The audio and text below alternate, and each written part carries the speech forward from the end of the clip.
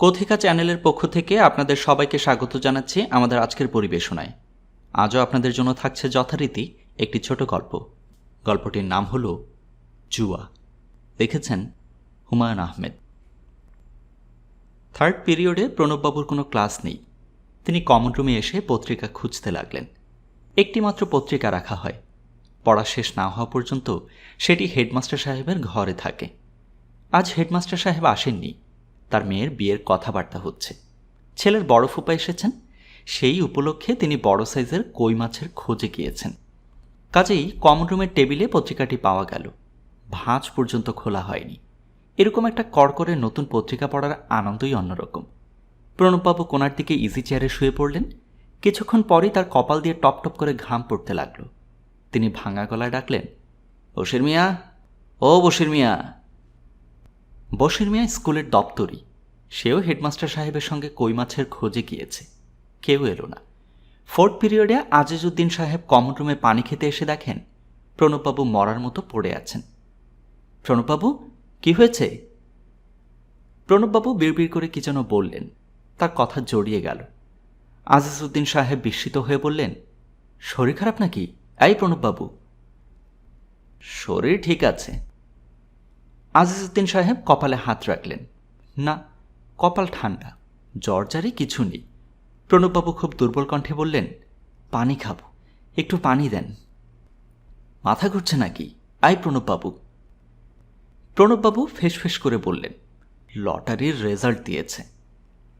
আজিজউদ্দিন সাহেবের ব্যাপারটা বুঝতে অনেক সময় লাগল। রেড ক্রস লটারির 2 টাকা দামের টিকিট সবাইকে একটি করে কিনতে হয়েছে। হেডমাস্টার সাহেব 50টার টিকিট ময়মনসিংহ থেকে নিয়ে এসে গম্ভীর গলায় বলেছিলেন, সবাইকে কিনতে হবে, দেশের কাজ। আমরা শিক্ষকরা যদি না করি, কারা করবে? সবার জন্যে একটা এক্সাম্পল সেট করতে হবে। 5টা করে কিনবেন সবাই। থার্ড মাস্টার জলিল সাহেব মুখ কালো করে বললেন, 2 মাস ধরে বেতন নাই, এর মধ্যে এইসব আবার কি ঝামেলা স্যার? দেশের কাজের মধ্যে আবার ঝামেলার কি দেখলেন? 5টা করে কিনবেন সবাই, আর স্টুডেন্টদের মধ্যে ডিস্ট্রিবিউটের ব্যবস্থা করবেন, দেশের কাজ। 5টা করে টিকিট কিনতে হলো সবাইকে। হেডমাস্টার সাহেব দেশের কাজের জন্যে হঠাৎ এত ব্যস্ত হবার রহস্য উদ্ধার হলো। প্রতি 10টি টিকিটে তার 2 টাকা করে লাভ থাকে। সেই লটারির রেজাল্ট দেখে প্রণববাবুর কপাল ঘামছে, কথা জড়িয়ে যাচ্ছে। এর অর্থ কি? আজিজউদ্দিন সাহেব অবাক হয়ে বললেন, কি ব্যাপার ভাই, কিছু পেয়ে গেলেন নাকি? হ্যাঁ? প্রণববাবু জড়িয়ে জড়িয়ে বললেন, পেয়েছি। আজিজউদ্দিন সাহেব স্তম্ভিত হয়ে গেলেন। ক্লাস 9-এ তার ইংরেজি গদ্য পড়াবার কথা, তিনি আর সেখানে গেলেন না। প্রণববাবুর পাশের চেয়ারে চুপচাপ বসে রইলেন। দুনিয়াতে কত অসম্ভব ব্যাপারই না ঘটে। প্রণববাবু পরশুদিন তার কাছে 50 টাকা চেয়েছিলেন। তিনি বলেছিলেন, হাত একেবারে খালি, কোথায় টাকা পাবো? গত মাসেও হাফ বেতন হয়েছে। আজিজউদ্দিন সাহেব ক্লান্ত স্বরে বললেন, এরকম ভ্যাবদার মতো বসে আছেন কেন? ফুর্তি টুর্তি করেন? কি ফুর্তি করব? তাও ঠিক, লোকজন এরকম হঠাৎ লক্ষ্যপতি হলে কি করে ফুর্তি করে কে জানে। রেজাল্টটা কোথায় দিয়েছে দেখি পত্রিকাটা। ক্লাস 9-এর ছেলেগুলো বড্ড গন্ডগোল করছে। একজন এসে কমন রুমে উকি দিয়ে দেখে গেল। আজিজউদ্দিন সাহেব ভ্রুকুচকে লটারির খবর 2-3 বার পড়লেন। তার কাছে কোনো টিকিট নেই। তিনি সবগুলো নিজামের চায়ের স্টলে বিক্রি করে ফেলেছেন। টিফিন পিরিয়ডে স্কুল ছুটি হয়ে গেল। মাস্টারদের কারো আর ক্লাস নেবার উৎসাহ রইল না। সবাই কমন রুমে শুকনো মুখে বসে রইলেন। স্কুল ছুটি হয়ে যাওয়ায় ছেলেদের জন্য আনা টিফিন বেঁচে গেছে, লুচি আর বুন্দিয়া। অন্য সময় হলে টিফিনের ভাগ বাটোয়ারা নিয়ে উৎসাহী আলোচনা হতো। আজ আর কিছুই জমছে না। ক্লাস 10-এর ছেলেগুলো কমন রুমের দরজার কাছে জটলা পাকাচ্ছিল। আজিজউদ্দিন সাহেব প্রচণ্ড ধমক দিলেন, নাট্যশালা নাকি? হ্যাঁ, যা বাড়ি যা, 2 দিন পরে পরীক্ষা, কোনো হুঁশ নাই, গরুর দল। হেডমাস্টার সাহেব খবর পেয়ে সঙ্গে সঙ্গে চলে এলেন এবং খুব হইচই শুরু করলেন। স্কুল ছুটি দিয়েছে কি? স্কুল ছুটি দেওয়ার মতো কি হয়েছে বলেন তো? একজন লটারিতে কটা টাকা পেয়েছে আর অমনি স্কুল ছুটি? পেয়েছেনটা কি? হেডমাস্টার সাহেবের কথায় কারো কোনো ভাবান্তর হলো না। অ্যাসিস্ট্যান্ট হেডমাস্টার সাহেব বিরক্ত হয়ে বললেন, কি ভেজর ভেজর করছেন? কে গিয়ে এখন ক্লাস নেবে? অসুবিধাটা কি? আমি তো এর মধ্যে কোনো অসুবিধার কিছু দেখলাম না। 3 মাসের বেতন নাই, এর মধ্যে একজন 2 লাখ টাকা পেলে মেজাজ ঠিক থাকে? 3 মাস বেতন নাই, কথাটা তো ঠিক বললেন না। হাফ বেতন হয়েছে গত মাসে। এসএসসি পরীক্ষার কালেকশন হলে বাকিটা পাবেন। ভালো কালেকশন হবে এইবার। বশির মিয়া হেডমাস্টারের সঙ্গে ফিরে এসেছে। সে একটি বড় গামলায় তেলমরিচ দিয়ে মুড়ি মাখছিল। দুপুরে এটাই স্যারদের টিফিন। কেরোসিন কুকারে চায়ের পানি ফুটছে। হেডমাস্টার সাহেব বিরস মুখে বললেন, আজও মুড়ি? আজ একটা ভালো টিফিনের দরকার ছিল। কেউ কোনো সাড়া দিল না। টিফিন পর্ব শেষ হয়ে গেল খুব তাড়াতাড়ি। টিচাররা সবাই বাড়ি চলে গেলেন। প্রণববাবু নড়লেন না। হেডমাস্টার সাহেব একসময় বললেন, বাড়ি গিয়ে আমোদ ফুর্তি করেন, চুপচাপ বসে আছেন কি জন্যে? ভালো লাগছে না স্যার। ভালো লাগবে না কেন? আজ তো আপনার ভালো লাগারই দিন। হেডমাস্টার সাহেব শুকনো গলায় টেনে টেনে হাসতে লাগলেন।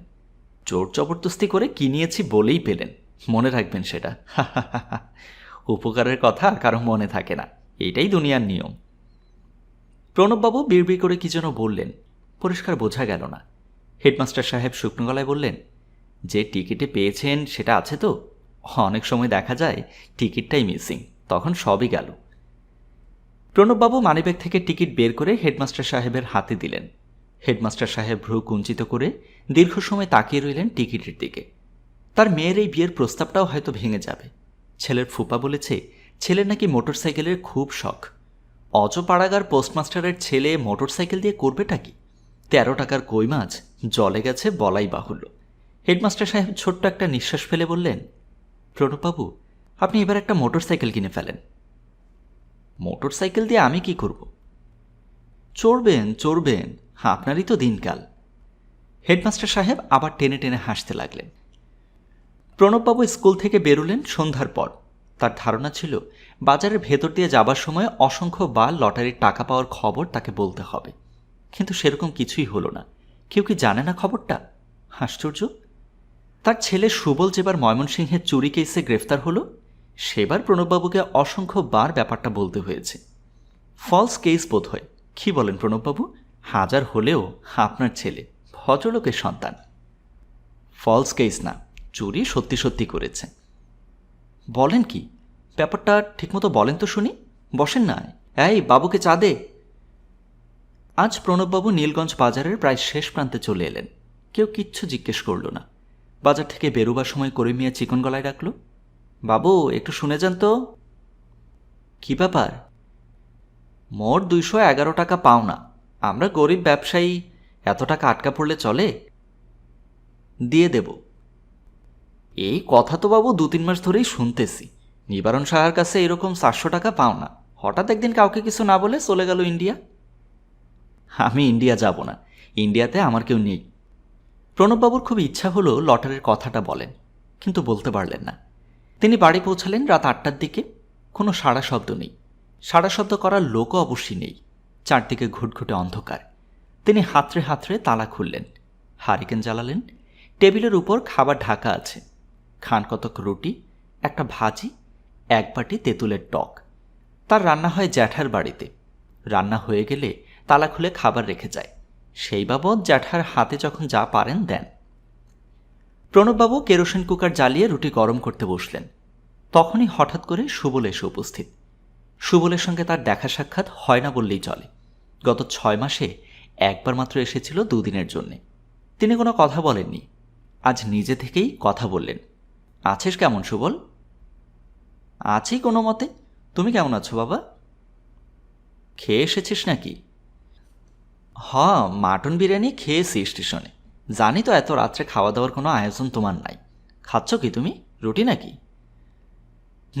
খাবি একটা? না।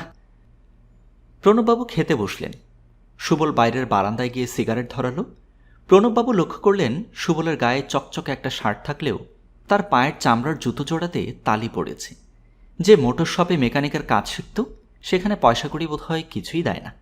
তার মনে পড়ল 2 মাস আগে 250 টাকা চেয়ে ভুল বানানে 3 পাতার একটা চিঠি লিখেছিল সুবল। তিনি জবাব দেননি।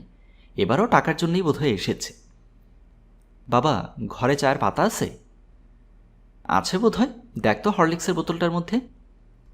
সুবল চায়ের পানি চাপিয়ে মৃদুস্বরে বলল, তোমার কাছে 300 টাকা হবে বাবা? আমার খুবই দরকার। প্রণববাবু অনেকক্ষণ ছেলের দিকে তাকিয়ে রইলেন। বাবা, খুব ঝামেলার মধ্যে পড়ে গেছি, একটা ব্যবস্থা তোমাকে করতেই হবে বাবা। তার ইচ্ছা হলো জিজ্ঞেস করেন, কী ঝামেলা? কিন্তু তিনি চুপ করে রইলেন। তার যে মেয়ে কলকাতার শিবপুরে ছিল, সেও কি একটা ঝামেলায় পড়েছিল। 1000 টাকা চেয়ে চিঠি লিখেছিল। ছোট্ট চিঠি, কিন্তু সেই ছোট্ট চিঠি পড়ে তিনি সারা রাত ঘুমাতে পারেননি। মেয়েটি অনেক বয়স পর্যন্ত তার সঙ্গে ঘুমাত। কি বিশ্রী ঘুম! পা দুটি বুকের কাছে এনে মাথা বাঁকা করে। কত বকাঝকা, কত কি, লাভ হয়নি কিছুই। অঞ্জুর সেই চিঠির জবাব তিনি দেননি, লজ্জাতেই দিতে পারেননি। দীর্ঘ 1 বছর সেই চিঠি পকেটে নিয়ে তিনি ঘুরে বেরিয়েছেন, ক্লাসে গিয়েছেন, পাটিগণিতের কঠিন সব অঙ্ক জলের মতো বুঝিয়ে দিয়েছেন। প্রণববাবু বারান্দায় এসে বসলেন। কি চমৎকার জ্যোৎস্না! অন্ধকার হালকা হয়ে আসছে ক্রমে ক্রমে। লেবু ফুলের ঘ্রাণ আসছে। গাছটাতে লেবু হয় না, শুধুই ফুল ফোটে। গাছগাছালির কোনো যত্ন নেই আর। কে যত্ন করবে? সুবল চায়ের কাপ নিয়ে বাইরে এসে দাঁড়ালো। বাবা, খুব বড় একটা ঝামেলার মধ্যে পড়েছি। সবাই বড় ঝামেলায় পড়ে। তিনিও মেয়েকে নিয়ে ঝামেলায় পড়েছিলেন। বিয়ে দেবেন এমন ছেলে পাওয়া যায় না। শেষটায় কেদারনাথবাবু কলকাতায় নিয়ে গিয়ে বিয়ে দিলেন। বিয়েটা কেমন হয়েছিল কে জানে? বর পছন্দ হয়েছিল পাগলিটার? হাজার তা জানবার কোনো উপায় নেই। বাবাকে কি আর এইসব কথা কোনো মেয়ে লেখে? বাবাকে লিখতে হয় দারুণ সমস্যার সময়। সুবল মৃদুস্বরে বলল, বাবা চা খাবে? চা দেই? দে। চিনি নেই, চিনি সারা চা দে একটু। সুবল তাকিয়ে দেখল তার বাবার চোখ দিয়ে জল পড়ছে। ব্যাপারটা কি? সে আর চোখে তাকাতে লাগলো। মিনমিন করে বলল, 300 টাকা না পেলে বেইজ্জত হব। সুবল কথাটা বলেই মাথা নিচু করে ফেলল এবং লক্ষ্য করল তার নিজের চোখও ভিজে উঠছে। সে হঠাৎ করে বলে ফেলল, বড় কষ্ট বাবা। কষ্ট? হ্যাঁ, কষ্ট তো বটেই। প্রণববাবু ছোট্ট একটি নিঃশ্বাস ফেললেন। টাকাটা কি জোগাড় হবে? প্রণববাবু জবাব দিলেন না, চোখ মুছলেন। সুবল বাবার কাছে সরে এলো। প্রণববাবু হঠাৎ কি মনে করে সুবলের একটি হাত চেপে ধরে সশব্দে ফুঁপিয়ে উঠলেন। সুবল বলল, কাঁদবেন না বাবা, দেখি একটা ব্যবস্থা আমি নিজেই করব, কাঁদবেন না। মেয়েটারে বড় দেখতে ইচ্ছা হয় সুবল। তিনি 2 লক্ষ টাকার একটি টিকিট পকেটে নিয়ে একজন নিঃস্ব মানুষের মতো কাঁদতে লাগলেন। সুবল বাবাকে 2 হাতে জড়িয়ে ধরে বসে রইল। 300 টাকার তার সত্যি খুব প্রয়োজন। তার নিজেরও ডাক ছেড়ে কাঁদতে ইচ্ছা হচ্ছে, কিন্তু সে কাঁদল না। নিচু গলায় বলল, চিন্তার কিছু নাই বাবা, সব ঠিক হয়ে যাবে। প্রণববাবু ধরা গলায় বললেন, কিছুই ঠিক হয় না। তার কথাকে সমর্থন করেই যেন ঘরের ভেতর থেকে তক্ষক ডেকে উঠল। বাইরে মাছের চোখের মতো মরা জ্যোৎস্না। গল্পের সমাপ্তি এখানেই। কথিকার পরিবেশনায় এতক্ষণে আপনারা শুনছিলেন হুমায়ুন আহমেদ রচিত একটি ছোট গল্প, জুয়া। সবাইকে ধন্যবাদ জানিয়ে আজকের মতো বিদায় নিচ্ছি।